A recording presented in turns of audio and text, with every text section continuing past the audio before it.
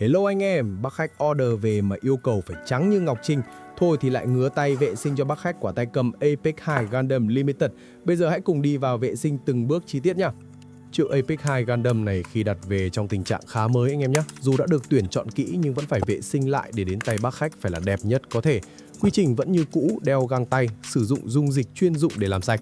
Có một vấn đề rất khó chịu ở bản Apex 2 Gundam này mà anh em phải trên tay mới cảm nhận được.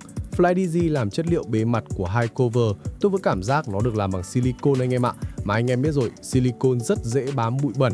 Chưa kể đến khi sử dụng tay cầm này, anh em nào có mồ hôi tay thì ối rồi ôi luôn. Vậy nên anh em mới hiểu, đặt về mà tình trạng trắng tinh không tì vết thì chủ cũ phải giữ nó cẩn thận đến mức nào.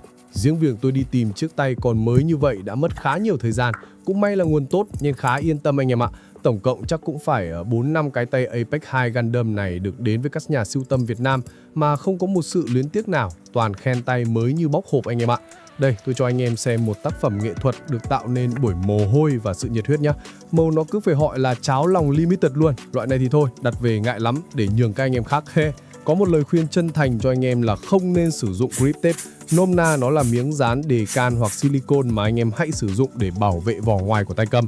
Nó chỉ thực sự hiệu quả khi thời gian đầu sử dụng. Sau một khoảng thời gian, anh em sẽ gặp phải tình trạng đóng cặn mồ hôi và bụi bẩn ở phần rìa của grip tape. Dùng lâu hơn, anh em sẽ còn bị lem phần keo dính của grip tape rất bẩn và khó làm sạch.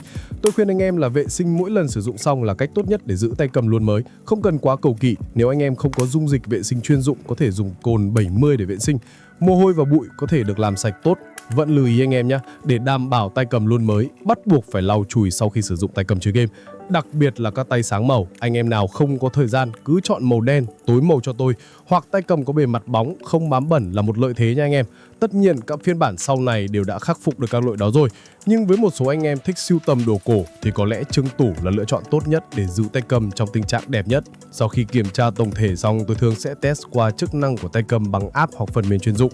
Tôi sử dụng Gamepad Tester, kiểm tra trôi cần, các phím bấm nhận đủ không, chức năng rung hoạt động tốt, vậy là anh em có thể tiếp tục bước tiếp theo. Để có cảm nhận thực tế khi sử dụng kiểm tra chức năng, tôi thường test một vài game để kiểm tra hiệu suất hoạt động của tay cầm. Tôi sẽ test với game God of War. Game này phải sử dụng kết hợp rất nhiều nút, vậy nên nếu cảm thấy bị loạn nút, chức năng không chính xác là có thể phát hiện ra ngay. Trên đây là hướng dẫn chi tiết toàn bộ quá trình vệ sinh và làm sạch chiếc tay cầm chơi game.